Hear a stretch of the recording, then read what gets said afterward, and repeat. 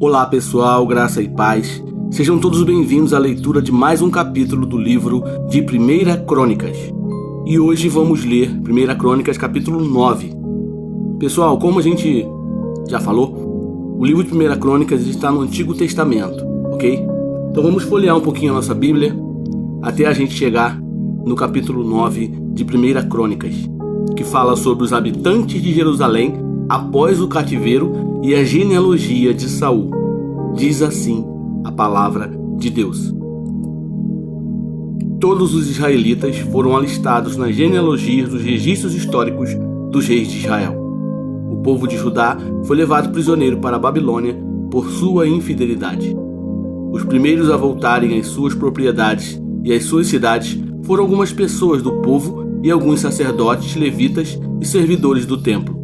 Os de Judá, de Benjamim e de Efraim e Manassés, que se instalaram em Jerusalém, foram Utai, filho de Amiúde, neto de Onri, bisneto de Inri e trineto de Bani, um descendente de Pérez, filho de Judá.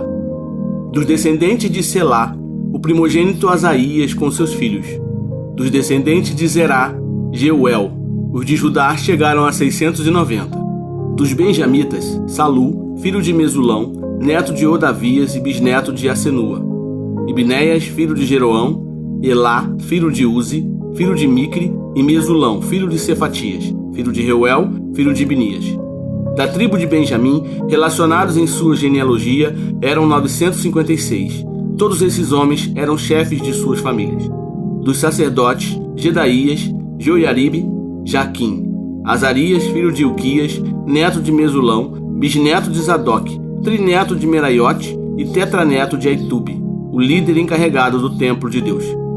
Adaías, filho de Jeroão, neto de Pazur e bisneto de Malquias, e Masai, filho de Adiel, neto de Jazera, bisneto de Mesulão, trineto de Mesilimete e tetraneto de Imer.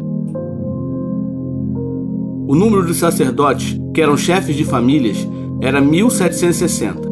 Eram homens capazes, e sua responsabilidade era ministrar no templo de Deus. Dos levitas, Semaías, filho de Assub, neto de Adicão e bisneto de Asabias, o Merarita. Baquebaca, Eres, Galau e Matanias, filho de Mica, neto de Zicre e bisneto de Asaf. Obadias, filho de Semaías, neto de Galau e bisneto de Gedutum. E Berequias, filho de Asa e neto de Eucana, que vivia nos povoados dos netofatitas. Os guardas das portas eram Salum, o chefe, Acube, Talmon, Aimã e os irmãos deles, sendo até hoje os guardas da porta do rei, a leste. Salum era o chefe. Esses eram os guardas das portas que pertenciam ao acampamento dos levitas. Salum, filho de Coré, neto de Ebiasaf e bisneto de Corá e seus parentes, os coreitas, guardas das portas, responsáveis por guardar as entradas da tenda, como os seus antepassados tinham sido responsáveis por guardar a entrada da habitação do Senhor. Naquela época, Finéias, filho de Eleazar, estivera encarregado dos guardas das portas, e o Senhor estava com ele. Zacarias, filho de Meselemias, era o guarda das portas da entrada da tenda do encontro. A soma total dos escolhidos para serem guardas das portas, registrados nas genealogias dos seus povoados, era de 212. Eles haviam sido designados para esses postos de confiança por Davi e pelo vidente Samuel. Eles e os seus descendentes eram encarregados de vigiar as portas do templo do Senhor, o templo chamado Tenda. Os guardas vigiavam as portas nos 4 lados, norte, sul, leste e oeste. Seus parentes, residentes em seus povoados, tinham que vir de tempos em tempos e trabalhar com eles por períodos de 7 dias. Mas os 4 principais guardas das portas, que eram levitas, receberam a responsabilidade de tomar conta das salas e da tesouraria do templo de Deus. Eles passavam a noite perto do templo de Deus, pois tinham o dever de vigiá-la e de abrir as portas todas as manhãs. Alguns levitas estavam encarregados dos utensílios utilizados no culto no templo. Eles os contavam quando eram retirados e quando eram devolvidos.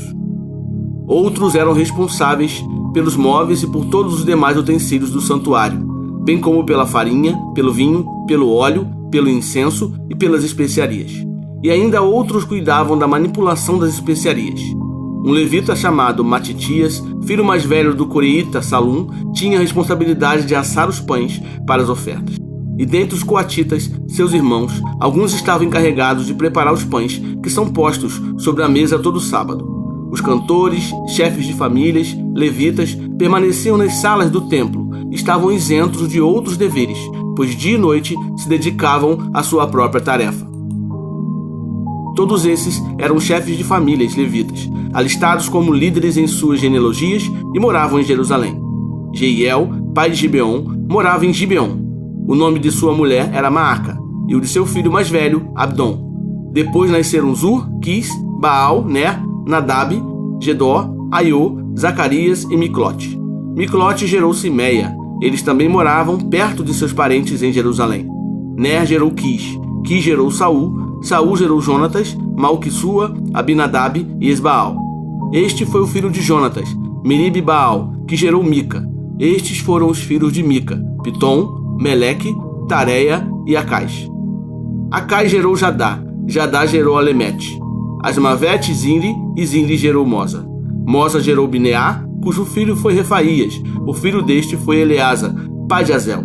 Azel teve 6 filhos, e os nomes deles foram Asricão, Bocro, Ismael, Searias, Obadias e Anã. Esses foram os filhos de Azel. Resumindo, pessoal, 1 Crônicas capítulo 9 fala sobre os habitantes de Jerusalém após o retorno do exílio na Babilônia. Este capítulo é importante porque destaca a reorganização da comunidade judaica e a restauração da vida religiosa e social em Jerusalém.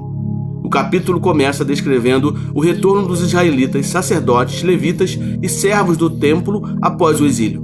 A primeira parte menciona que todos os israelitas foram registrados em genealogias e que os de Judá foram levados ao exílio por causa de sua infidelidade. Após o retorno, alguns de Judá, Benjamim, Efraim e Manassés se estabeleceram novamente em Jerusalém. Os descendentes de Judá que habitaram em Jerusalém são listados, incluindo Tai, filho de Amiúde, filho de Onri, filho de Inri, filho de Bani, dos descendentes de Pérez, filho de Judá. O total de homens de Judá mencionados era de 690. A seguir, os escritos detalham os sacerdotes que voltaram a Jerusalém, incluindo Jedaías, Joiaribe, Jaquim e Azarias, filho de Ilquias. Esses sacerdotes eram responsáveis pelo serviço no templo e totalizavam 1.760 homens, todos eles líderes de famílias e capacitados para o serviço do templo. Os escritos também descrevem os levitas que voltaram, incluindo Semaías, filho de Assub, filho de Azricã, filho de Asabias, dos filhos de Merari. Outros levitas mencionados são Bacbacar, Eres, Galau e Matanias, filho de Mica. Os levitas eram responsáveis por várias funções no templo, incluindo a música e a guarda das portas. Os porteiros também são mencionados. Os principais porteiros eram Salum, Acube, Talmon, Aimã e seus irmãos, que guardavam as portas do templo. Eles eram responsáveis por proteger a entrada do templo e garantir que apenas aqueles que estavam autorizados pudessem entrar. Este grupo de porteiros totalizava 212 homens. Os escritos descrevem outras funções no templo, incluindo a supervisão dos utensílios do templo, o preparo das especiarias e a confecção dos pães da proposição. Esses levitas garantiam que todos os aspectos do serviço do templo fossem realizados de acordo com as instruções de Deus. Por fim, a genealogia de Saul é repetida, reforçando a importância de sua linhagem e a continuidade da história do povo de Israel. Pessoal, concluindo, lembre-se, a restauração da vida espiritual e comunitária é vital após tempos de dificuldade. A organização e o serviço fiel dos sacerdotes e levitas no templo mostram a importância de manter a adoração e a obediência a Deus. Este capítulo nos lembra que, independentemente das circunstâncias, Deus sempre chama seu povo de volta para si e provê líderes para guiá-los. Creia nisso. É isso aí, pessoal. Enfim, conseguimos ler mais um capítulo do livro de 1 Crônicas. Eu espero te ver aqui amanhã para juntos lermos mais um capítulo deste livro, ok? Então fique na paz e que Deus abençoe.